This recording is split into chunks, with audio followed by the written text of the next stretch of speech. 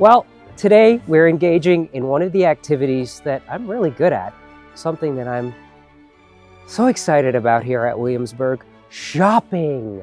Shopping as I've never done it before. Kind of going back in time and shopping in the 18th century.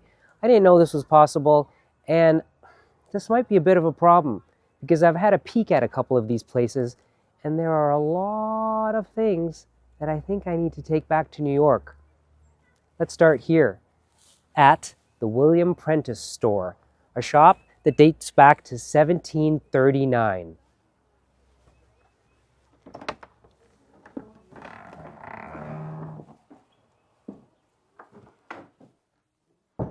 Oh boy.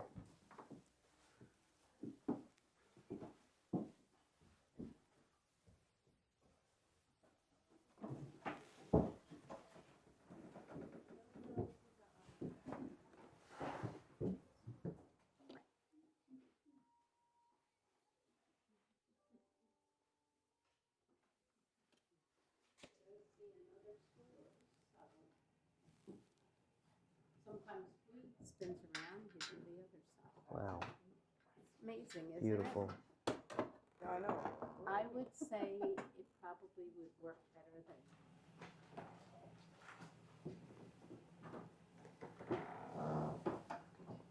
So in this shop, there are items that have been made right here by the trades at Colonial Williamsburg, and all this stuff was made in the blacksmith shop, hand forged. It's so beautiful. Look at this toasting fork. That was handmade here at the blacksmith, by the blacksmith. That's so beautiful. Look at the shape of this. And then, so there's something simple, beautiful. If you camp, imagine that's your camping toasting fork. Now look at this. This is a toaster that would be put in front of a fire. So your bread goes in here, facing the flame, and then you flip it to do the other side. Completely hand forged right here. I mean, come on. Made by the blacksmith.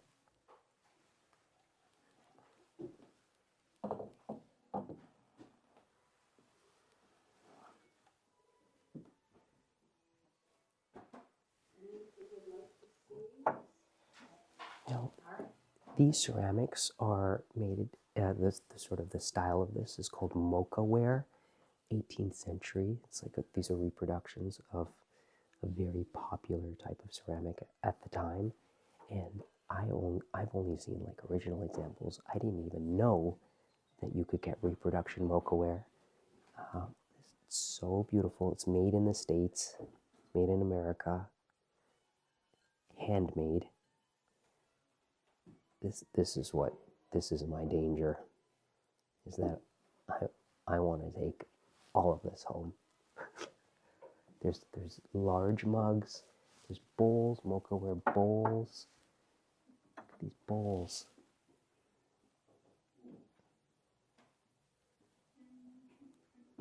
So it's decorated with slip, like the piece would be thrown, dipped into liquid clay, white liquid clay, and then colored slips, like that white liquid clay would have pigments added to it, and that's what all this decoration is done with.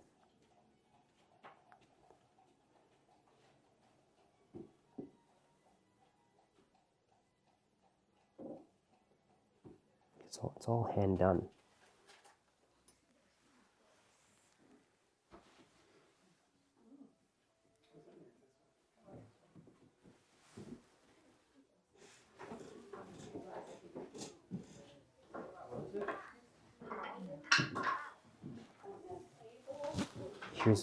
Look at this beautiful coverlet.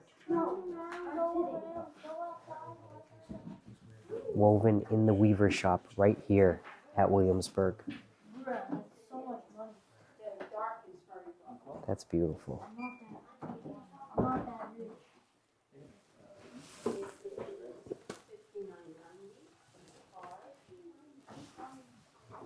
Look at this.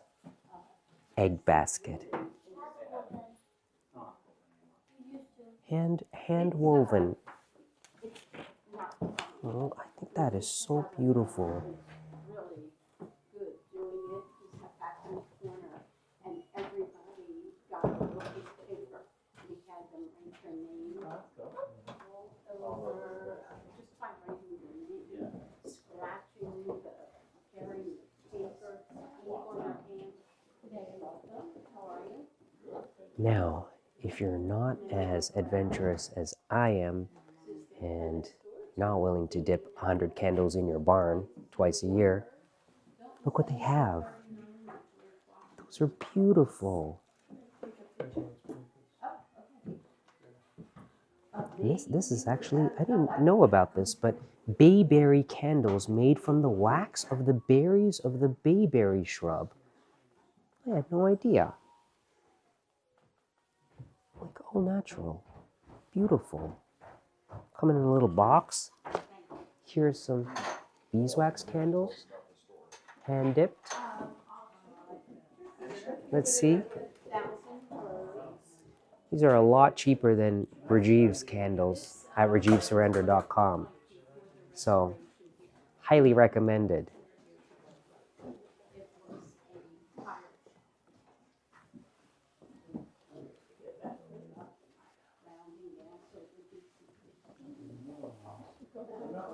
Printed in the printing office here. Look how beautiful these are.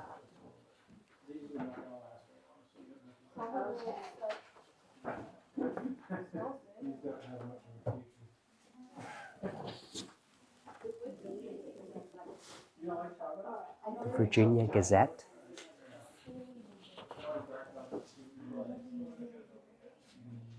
Wow. Pretty.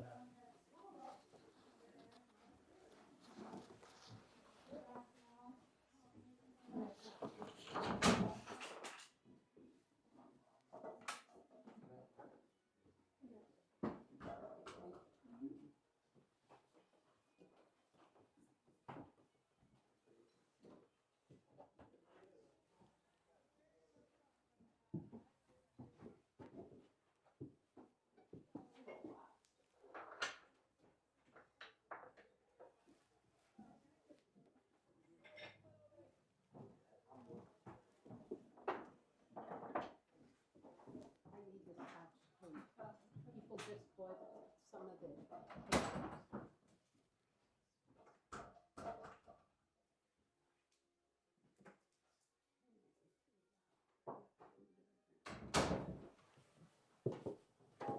I'll take these two, please. Okay. These are, you just Hammer it in. right Yeah. in and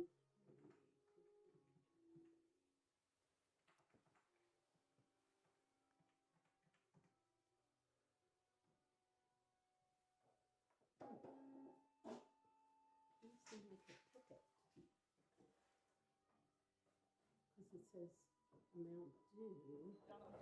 Next up on the shopping trip, Tarpley, Thompson and Company.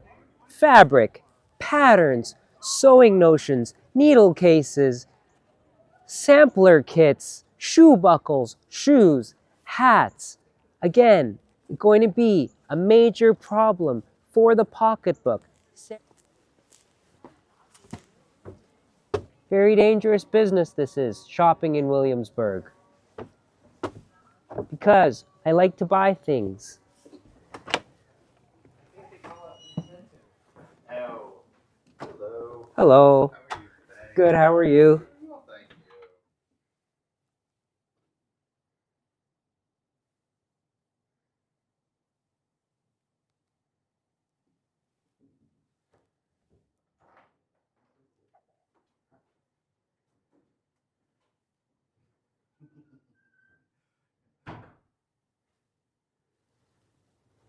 So the great thing about being able to walk in here is that you can walk out with one of these cocked hats, like the one that I'm wearing.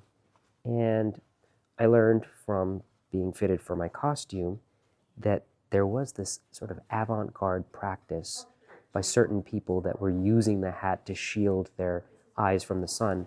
but that they untied parts of the inside and folded down one of these flaps like I have right here.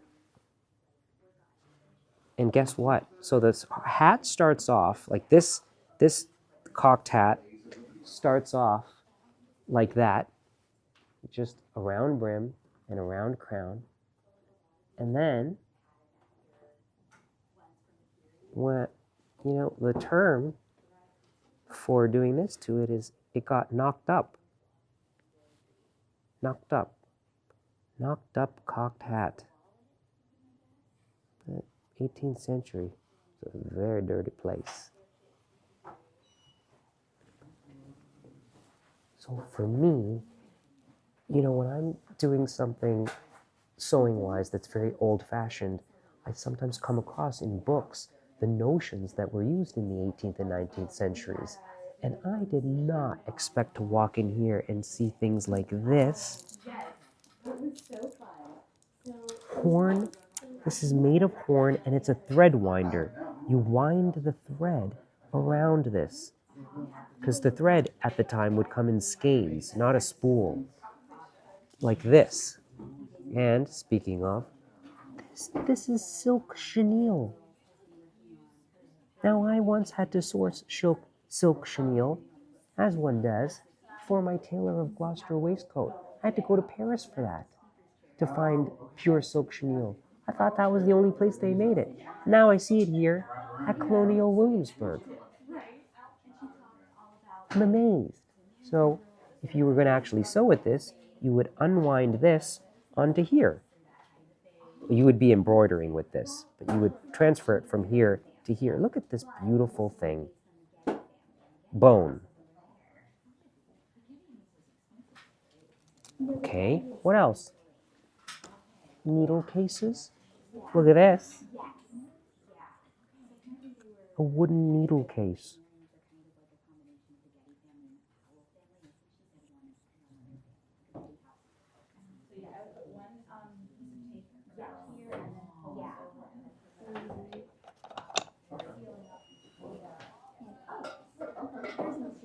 Beautiful scissors.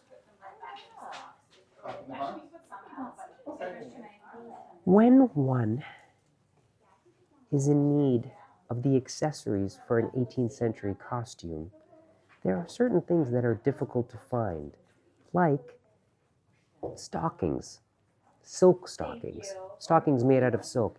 And these are silk stockings with clockwork, like this is a clocked panel on the side. That's what this patterning is called. So I've gone searching for these and I found them online before, but I like to not buy things online if possible. And I am going to get a pair of these stockings because in the near future, I will have reason to be wearing a costume like this again. July the 4th is coming up. It is the country's 250th anniversary, and I have big plans for the celebration, which will involve a cocked hat, these clothes, stockings, and some shoes. So I'm very happy to have discovered this store. Picture it, Toronto, Pioneer Village, 2001. A young girl is gifted a sampler kit. She has grandiose plans of finishing it and framing it. She starts excitedly with silk threads over the linen ground. She follows the pattern and then sets it aside. It's 21 years before she picks it up again and completes it during COVID. And now that sampler is framed and on the wall of her apartment. That young girl was my friend, Laura Federley. And this was the brand, the make of her little sampler kit that she was gifted, the exemplary sampler collection. So Laura told me how difficult it was to find this because she looked for them online, and at the time, it's over 25 years ago, you had to actually mail in a check in order to get one of these. So walking in here and seeing these was a shock. Shocked to find them here in this shop. And this is the sort of thing that a young girl would do in the 18th, 19th, even the 17th centuries as a means of learning needlecraft. This was the sort of thing that was like a practice and test. And needlework at the time was not something that was just done as a hobby. It was a necessity in a household. So this one, right, both of these, all these kits are copies of actual samplers that exist in museum collections. And these kits have the pattern for the sampler, the linen, and the threads, the embroidery floss that you need to complete the sampler. And many of these samplers were not finished. They were unfinished because they took so long to make and something happened or got in the way. And like this one, this is not finished. So the actual kit and the pattern includes those unfinished parts, which I think is so charming and beautiful. So one of these is coming home. Sampler kit that will take another 20 years to complete, and that's okay. One of the many things that I learned how to do when I worked at Pioneer Village was make my own clothes, specifically to wear at Pioneer Village, historic garments. And at the time, it was difficult to find patterns because the internet wasn't really a thing. Everything I had to purchase had to be done by catalog, like mail-in catalog. But they were patterns exactly like this. These Mill Farm was one of the brands. Paper patterns for historic garments. I had so much fun. Look, this was made in 1990. So I would get one of these. I would go to the fabric store, pick out my cloth, and then go to the basement where my mom had all her sewing machines. And after school, when I should have been doing my homework, I would be in the basement making my historic clothes. And it was such a joy. So looking at these patterns brings back very fond memories. There's all kinds of historic garments here, like women's robe à la française, waistcoat patterns,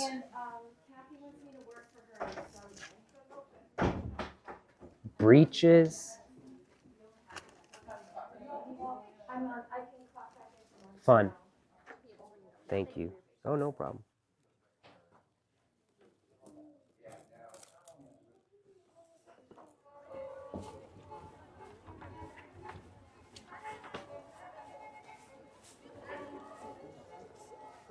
Well, that was a successful day shopping here in the shops at Colonial Williamsburg.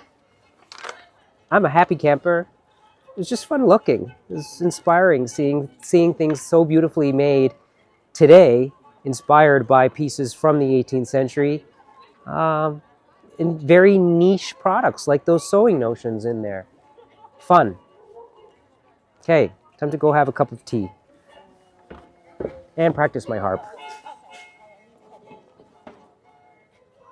Hello, sir. Hello again. So Hi, chickies. Hi, little chickies. This breed is the Plymouth Barred Rock, which is a heritage breed. And when I kept chickens, when I was like 16 years old, I looked for heritage breeds, and I once had some Plymouth Barred Rocks. This brings back fond memories. So that's what they do here at Williamsburg.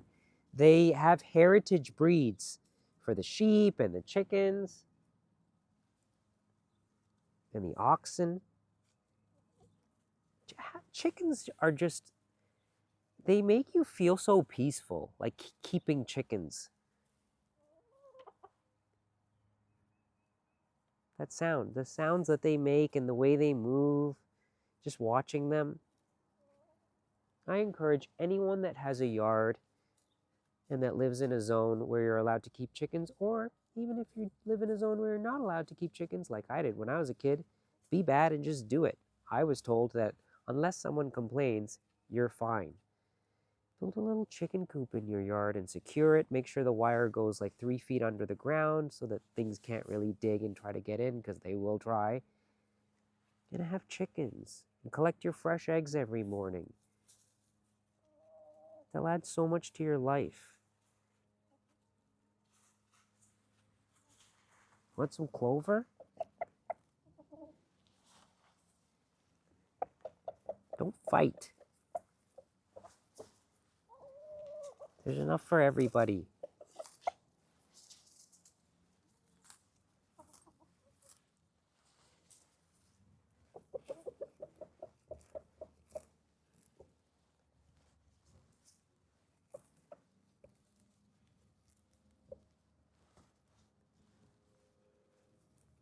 There. You're happy now.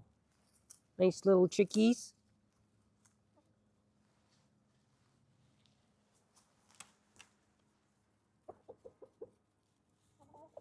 There's a pecking order. Have you anyone that's heard that term before? Pecking order. It comes from this. So in this flock, we have the rooster. Among the females, there is a hierarchy. Someone's at the top and someone's at the bottom, and the way they establish it, unfortunately, is by pecking. They peck and they push the other one out of the way. It's not a person. And then it goes from the top to the bottom, and you'll usually be able to tell who the top is in a situation like this. Who's at the top of the pecking order? It's the one that shoves everyone out of the way to get the stuff first.